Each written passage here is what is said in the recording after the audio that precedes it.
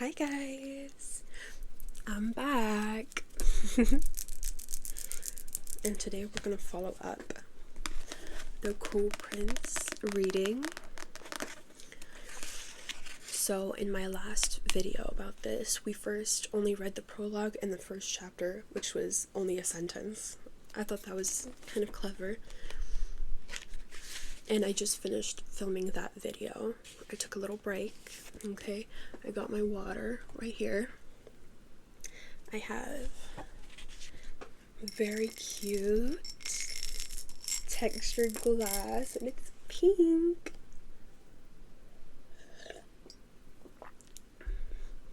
But yeah, I don't know why, but reading out loud, I wasn't expecting it to dry out my mouth like it did. But we're gonna see how many chapters I can read this time. So I think we're gonna get right into it. So I sit on a cushion as an imp braids my hair back from my face. The imp's fingers are long, her nails are sharp. I wince. Her black eyes meet mine in the claw-footed mirror and on my dressing table. The tournament is still 4 nights away, the creature says. Her name is Tatterfell, and she's a servant in Madog's household. Stuck here until she works off her debt to him. She's cared for me since I was a child. It was Tatterfell who smeared stinging fairy ointment over my eyes to give me true sight, so that I could see through most glamours. Who brushed the mud from my boots, and who strung dried rowan berries for me to wear around my neck so I might resist enchantments. She wiped my wet nose and reminded me to wear my stockings inside out, so I'd never be led astray from the forest. And no matter how eager you are for it, you cannot make the moon set nor rise any faster. Try to bring glory to the general's household tonight by appearing as comely as we can make you.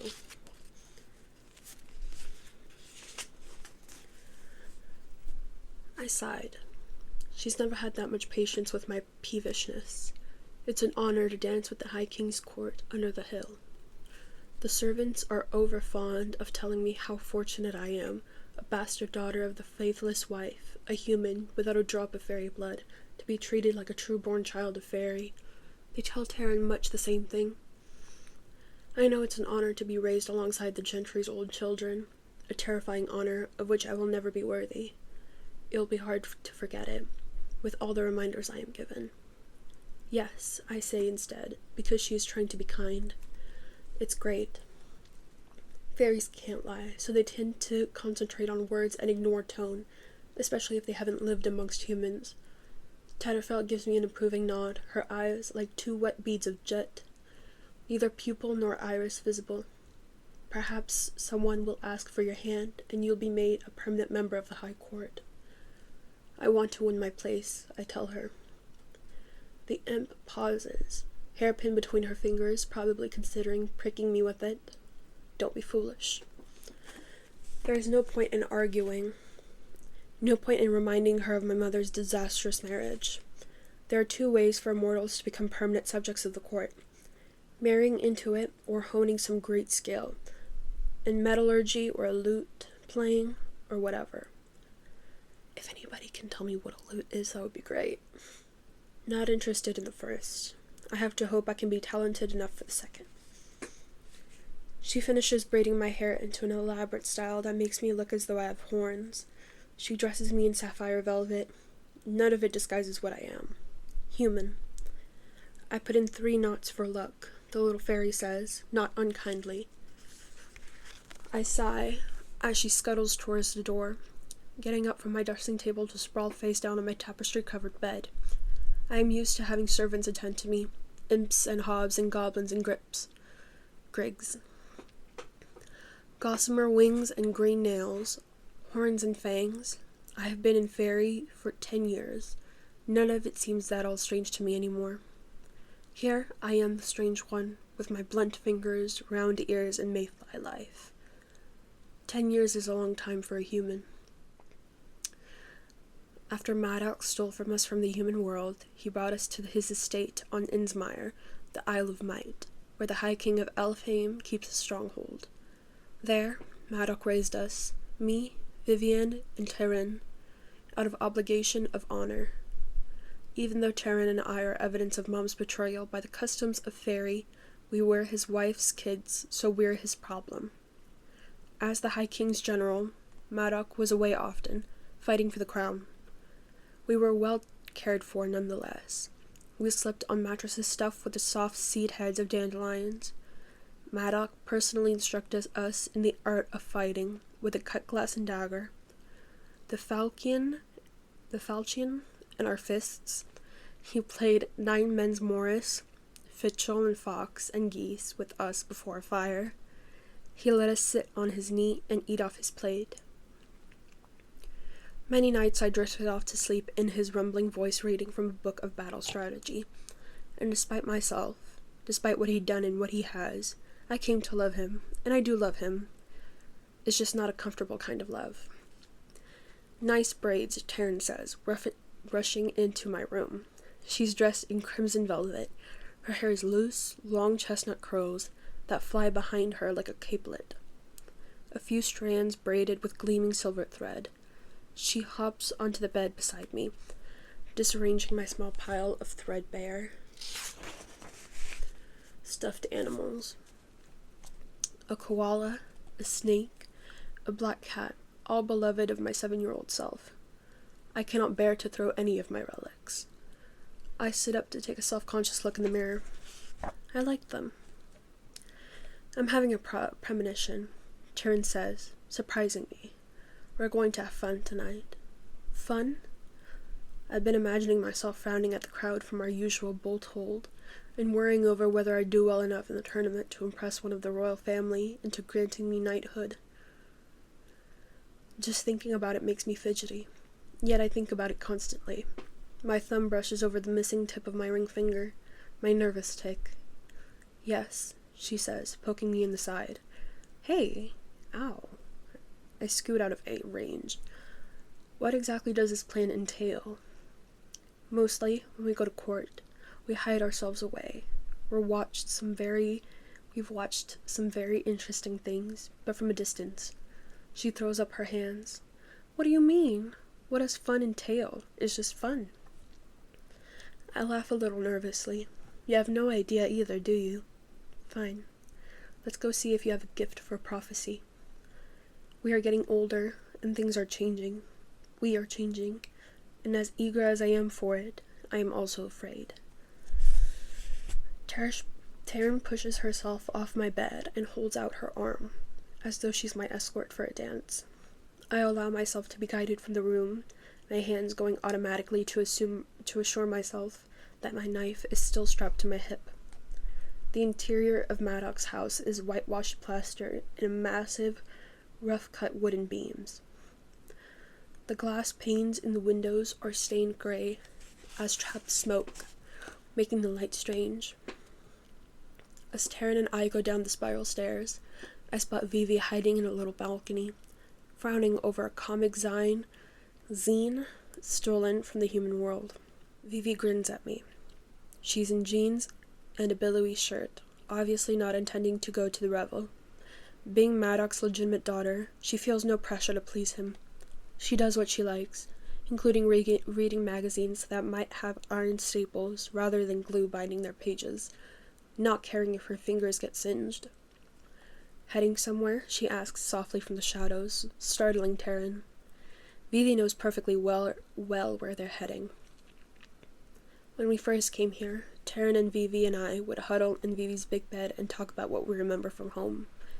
We'd talk about the meals Mom burned and the popcorns Dad made, our next-door neighbor names, the way the house smelled, what school was like, the holidays, the taste of icing on birthday cake. We'd talk about the shows we'd watched, rehashing the plots, recalling the dialogue until all of our memories were polished smooth and false. There's no more huddling in bed now, rehashing anything. All of our new memories are here, and Vivi only has a passing interest in those. She'd vowed to hate Maddock, and she stuck to her vow. When Vivi wasn't reminiscing about home, she was a terror. She broke things, she screamed, and raged, and pinched us when we were content. Eventually she stopped all of it, but I believe there is a part of her that hates us for adapting, for making the best of things, for making this our home. You should come, I tell her. Taryn's in a weird mood. Vivi gives her a speculative look,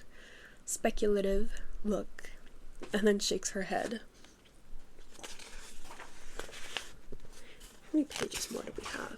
Oh, we only have 2 more pages.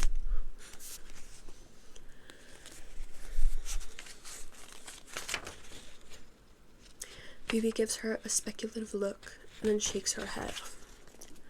I have other plans. Which might mean she's going to sneak over to the mortal world for the evening, or it might mean she's going to spend it on the balcony reading.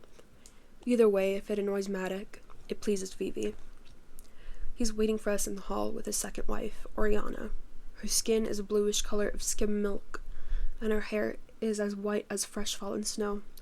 She is beautiful but unnerving to look at, like a ghost. Tonight she is wearing green and gold, a mossy dress with elaborate shining color that makes the pink of her mouth, her ears, and her eyes stand out.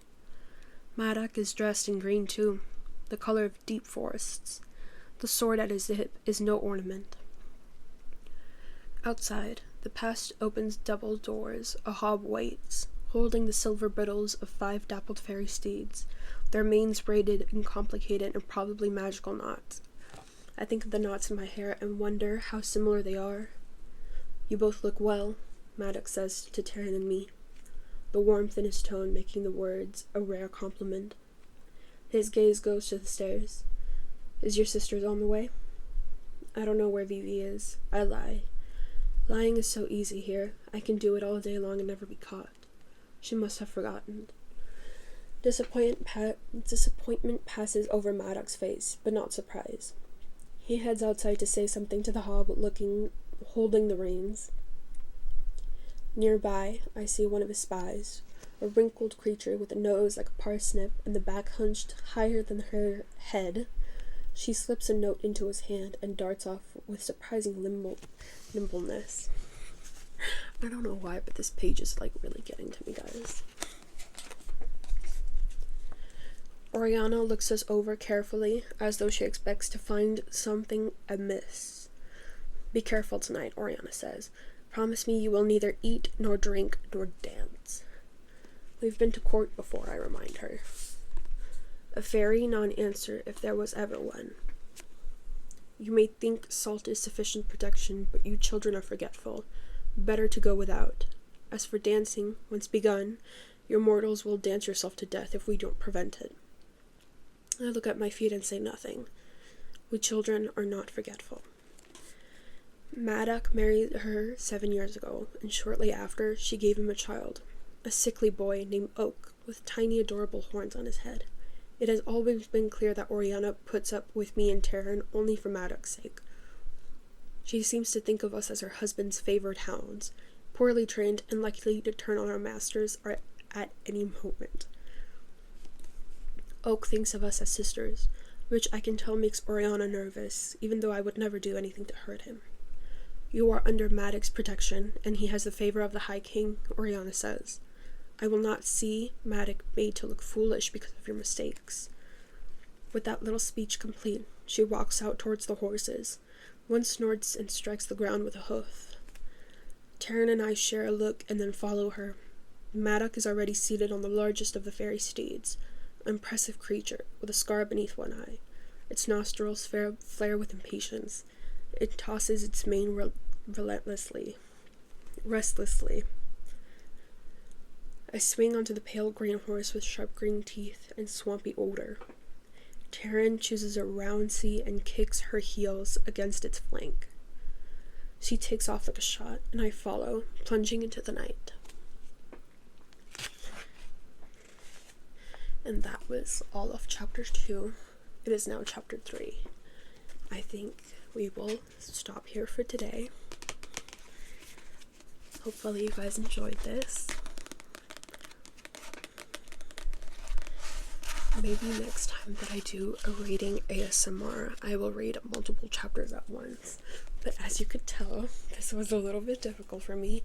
I don't know why, but reading out loud makes me trip over my words. And also, I don't have the best lights right now. I have them facing me, but I don't have a good enough light for reading.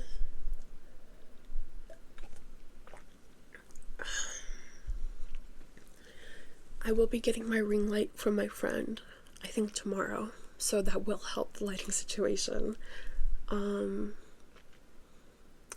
Again, let me know what YouTube videos you want to see from me. Remember to like the video if you're not already asleep. And I'll see you guys next time. Bye!